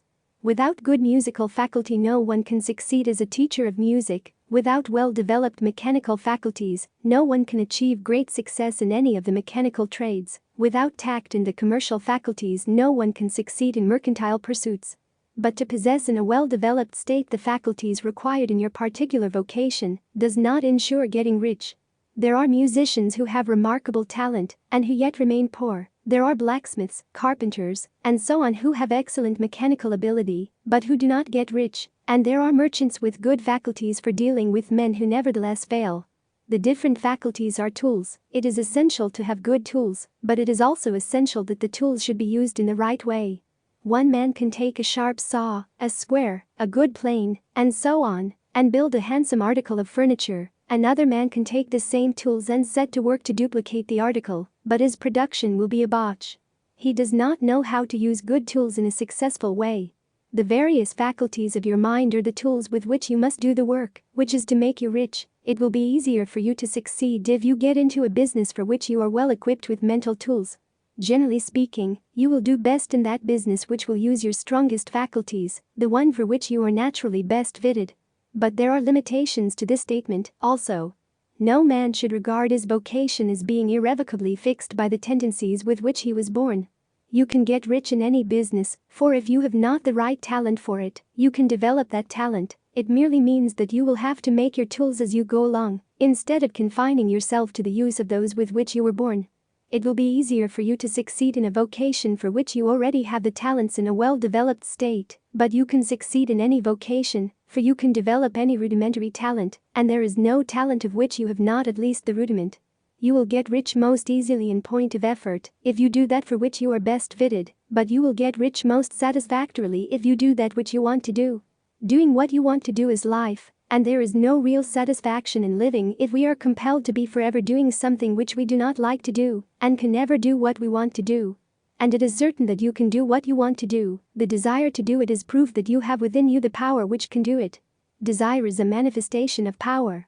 The desire to play music is the power which can play music seeking expression and development. The desire to invent mechanical devices is the mechanical talent seeking expression and development. Where there is no power, either developed or undeveloped, to do a thing, there is never any desire to do that thing, and where there is strong desire to do a thing, it is certain proof that the power to do it is strong, and only requires to be developed and applied in the right way. All things else being equal, it is best to select the business for which you have the best developed talent, but if you have a strong desire to engage in any particular line of work, you should select that work as the ultimate end at which you aim. You can do what you want to do, and it is your right and privilege to follow the business or avocation which will be most congenial and pleasant. You are not obliged to do what you do not like to do, and should not do it, except as a means to bring you to the doing of the thing you want to do. If there are past mistakes whose consequences have placed you in an undesirable business or environment, you may be obliged for some time to do what you do not like to do, but you can make the doing of it pleasant by knowing that it is making it possible for you to come to the doing of what you want to do. If you feel that you are not in the right vocation, do not act too hastily in trying to get into another one. The best way, generally, to change business or environment is by growth. Do not be afraid to make a sudden and radical change if the opportunity is presented, and you feel after careful consideration that it is the right opportunity, but never take sudden or radical action when you are in doubt as to the wisdom of doing so. There is never any hurry on the creative plane, and there is no lack of opportunity. When you get out of the competitive mind, you will understand that you never need to act hastily. No one else is going to beat you to the thing you want to do, there is enough for all. If one space is taken, another and a better one will be opened for you a little farther on, there is plenty of time. When you are in doubt, wait. Fall back on the contemplation of your vision, and increase your faith and purpose, and by all means, in times of doubt and indecision, cultivate gratitude. A day or two spent in contemplating the vision of what you want, and in earnest thanksgiving that you are getting it, will bring your mind into such close relationship with the Supreme, that you will make no mistake when you do act. There is a mind which knows all there is to know, and you can come into close unity with this mind by faith and the purpose to advance in life, if you have deep gratitude. Mistakes come from acting hastily, or from acting in fear or doubt, or in forgetfulness of the right motive, which is more life to all, and less to none. As you go on in a certain way, opportunities will come to you in increasing number, and you will need to be very steady in your faith and purpose, and to keep in close touch with the All-Mind by reverent gratitude. Do all that you can do in a perfect manner every day, but do it without haste, worry, or fear. Go as fast as you can, but never hurry. Remember that in the moment you begin to hurry, you cease to be a creator and become a competitor, you drop back upon the old plane again. Whenever you find yourself hurrying, call a halt, fix your attention on the mental image of the thing you want, and begin to give thanks that you are getting it. The exercise of gratitude will never fail to strengthen your faith and renew your purpose. Chapter 14 The impression of increase. Whether you change your vocation or not, your actions for the present must be those pertaining to the business in which you are now engaged. You can get into the business you want by making constructive use of the business you are already established in, by doing your daily work in a certain way. And insofar as your business consists in dealing with other men, whether personally or by letter, the key thought of all your efforts must be to convey to their minds the impression of increase. Increase is what all men and all women are seeking. It is the urge of the formless intelligence within them, seeking fuller expression.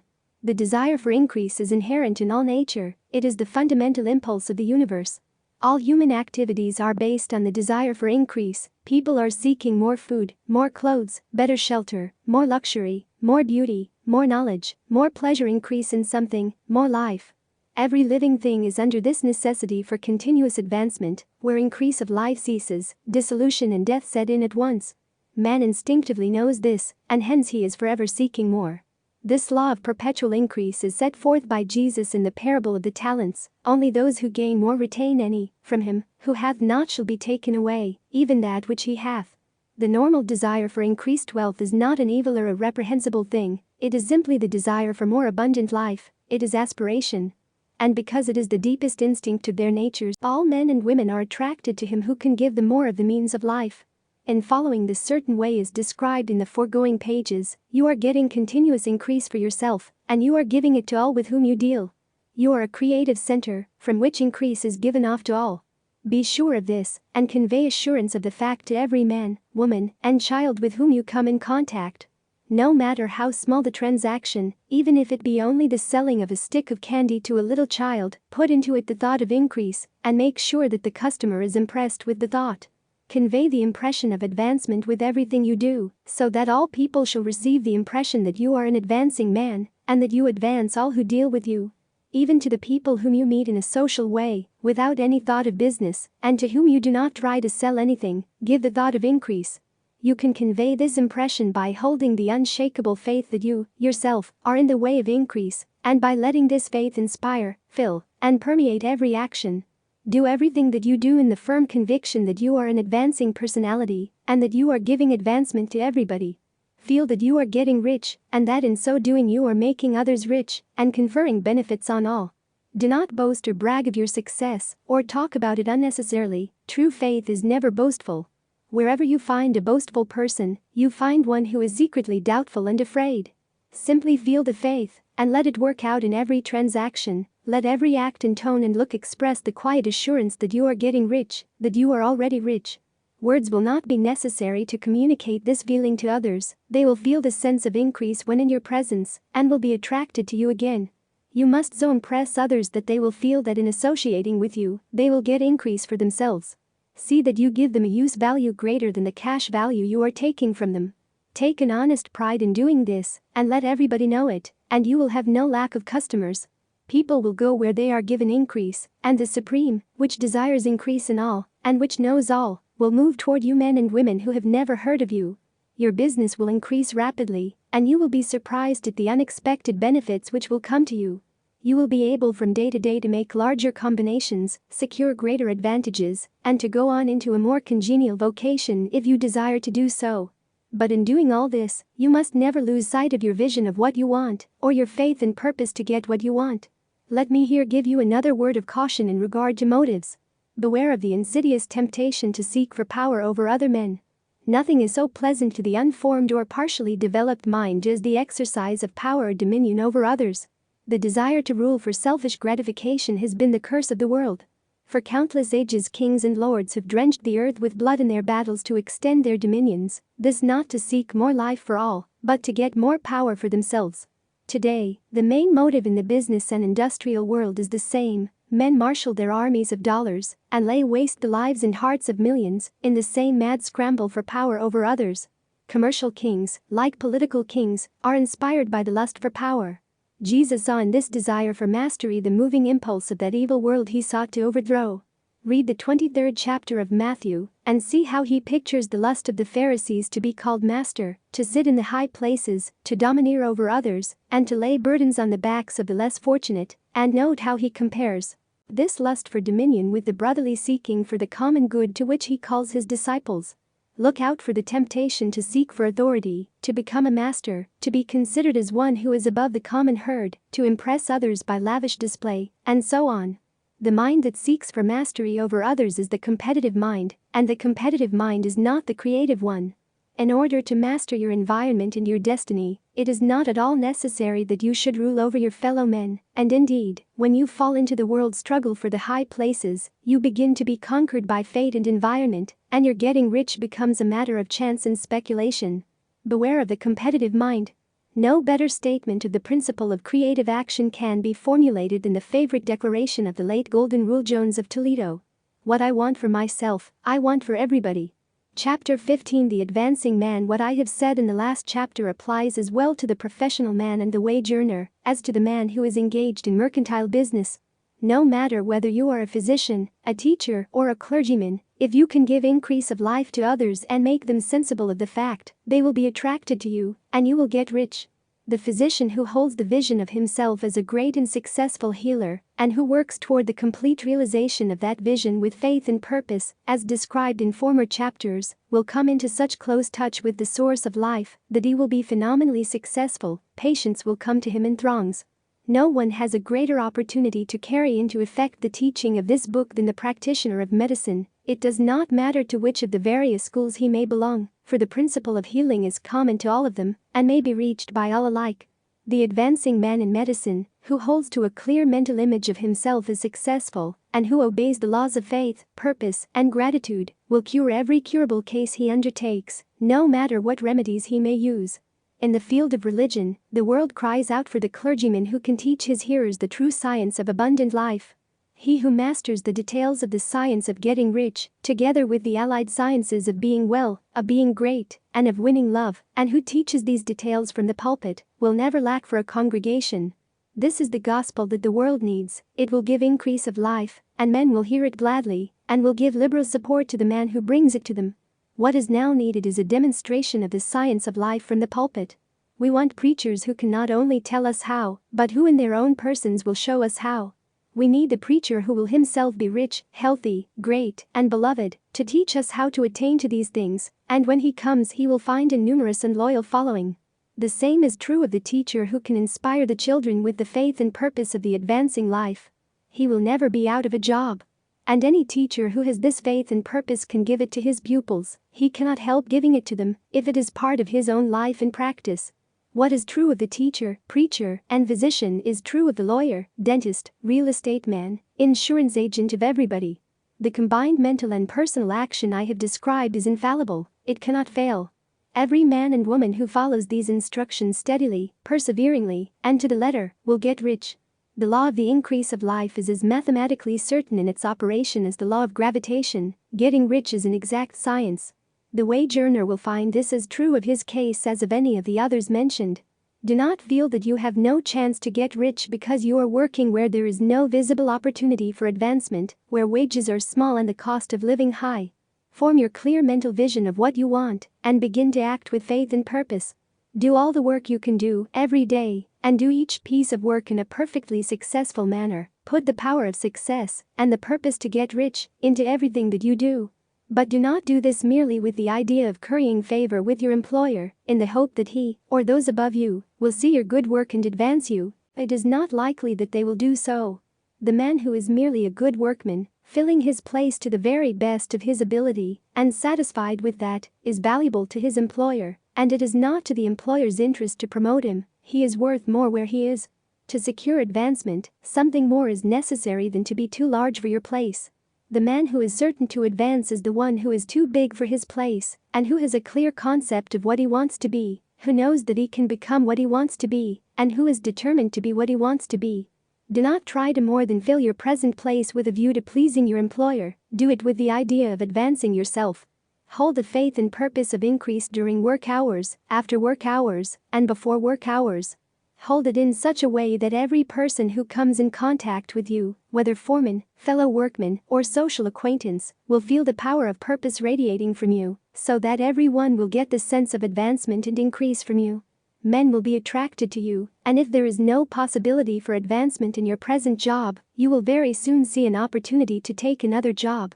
There is a power which never fails to present opportunity to the advancing man who is moving in obedience to law. God cannot help helping you. If you act in a certain way, He must do so in order to help Himself. There is nothing in your circumstances or in the industrial situation that can keep you down. If you cannot get rich working for the Steel Trust, you can get rich on a 10-acre farm, and if you begin to move in a certain way, you will certainly escape from the clutches of the Steel Trust and get on to the farm or wherever else you wish to be. If a few thousands of its employees would enter upon this certain way, the Steel Trust would soon be in a bad plight. It would have to give its workingmen more opportunity, or go out of business.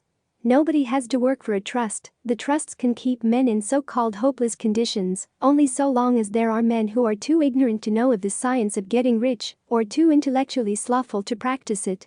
Begin this way of thinking and acting, and your faith and purpose will make you quick to see any opportunity to better your condition.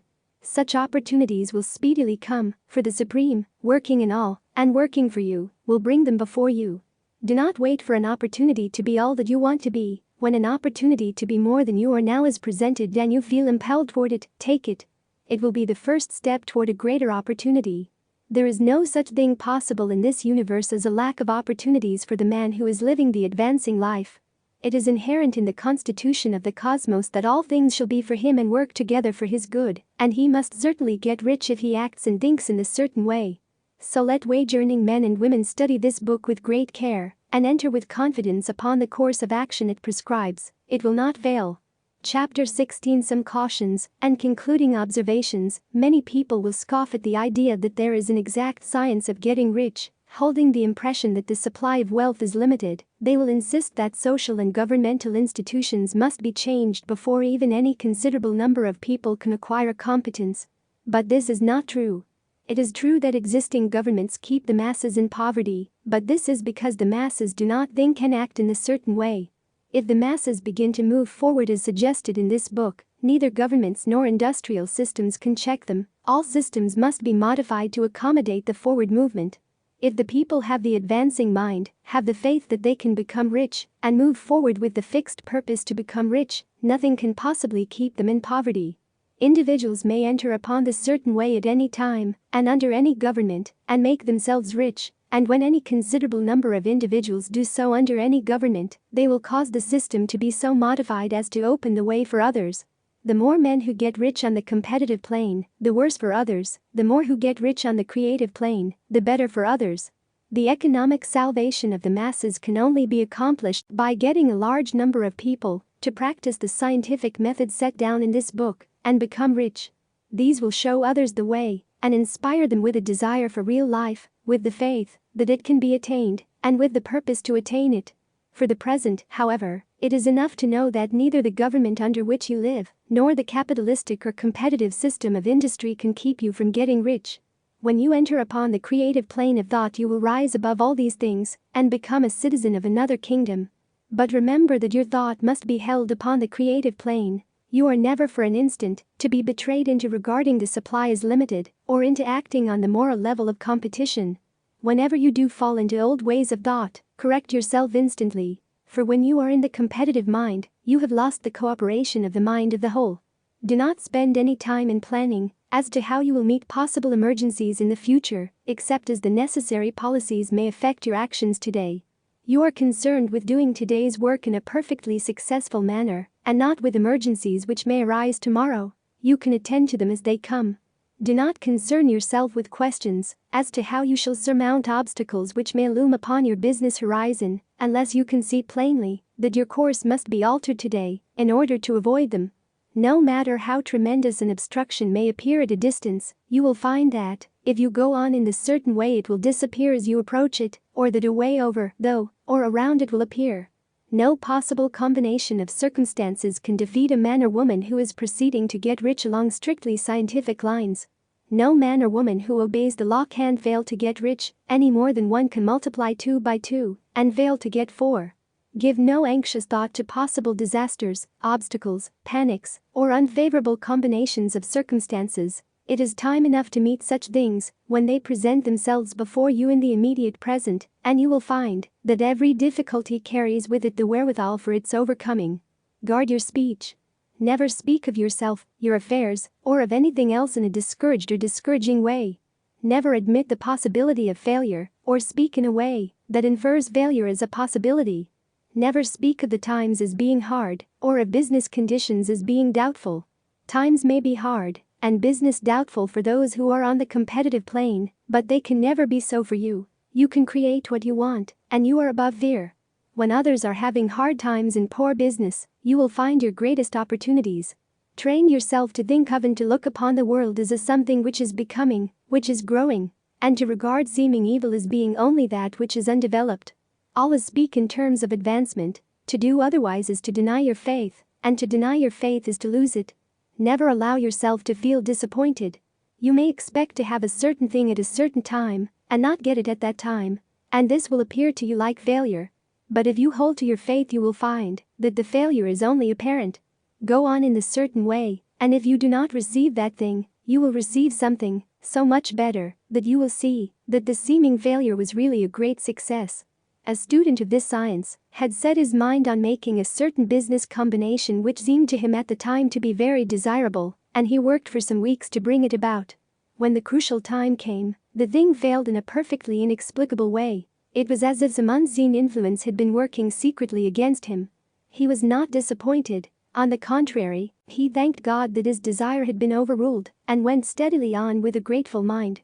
In a few weeks an opportunity so much better came his way that he would not have made the first deal on any account, and he saw that a mind which knew more than he knew had prevented him from losing the greater good by entangling himself with the lesser.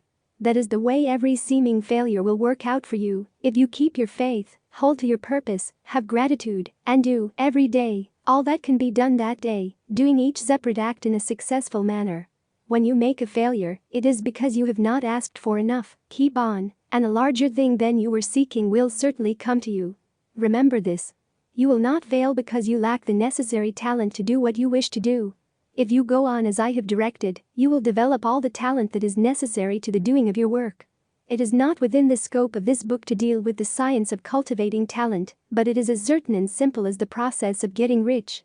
However, do not hesitate or waver for fear that when you come to any certain place you will fail for lack of ability. Keep right on, and when you come to that place, the ability will be furnished to you. The same source of ability which enabled the untaught Lincoln to do the greatest work in government ever accomplished by a single man is open to you. You may draw upon all the mind there is for wisdom to use in meeting the responsibilities which are laid upon you. Go on in full faith. Study this book. Make it your constant companion until you have mastered all the ideas contained in it. While you are getting firmly established in this faith, you will do well to give up most recreations and pleasure, and to stay away from places where ideas conflicting with these are advanced in lectures or sermons. Do not read pessimistic or conflicting literature, or get into arguments upon the matter. Do very little reading, outside of the writers mentioned in the preface. Spend most of your leisure time in contemplating your vision, and in cultivating gratitude, and in reading this book. It contains all you need to know of the science of getting rich, and you will find all the essentials summed up in the following chapter. Chapter 17 Summary of the Science of Getting Rich. There is a thinking stuff from which all things are made, and which, in its original state, permeates, penetrates, and fills the interspaces of the universe. A thought in this substance produces the thing that is imaged by the thought. Man can form things in his thought, and by impressing his thought upon formless substance, can cause the thing he thinks about to be created. In order to do this, man must pass from the competitive to the creative mind, otherwise he cannot be in harmony with the formless intelligence, which is always creative and never competitive in spirit. Man may come into full harmony with the formless substance by entertaining a lively and sincere gratitude for the blessings it bestows upon him. Gratitude unifies the mind of man with the intelligence of substance, so that man's thoughts are received by the formless. Man can remain upon the creative plane only by uniting himself with the formless intelligence through a deep and continuous feeling of gratitude.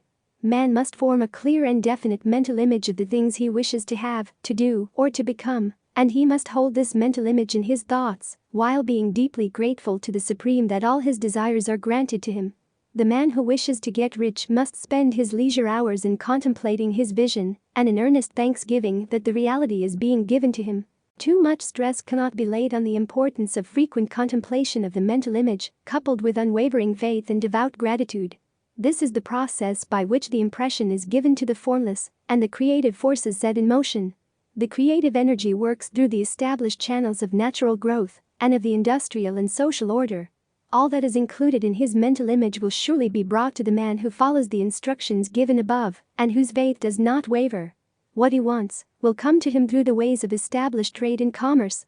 In order to receive his own when it shall come to him, man must be active, and this activity can only consist in more than filling his present place.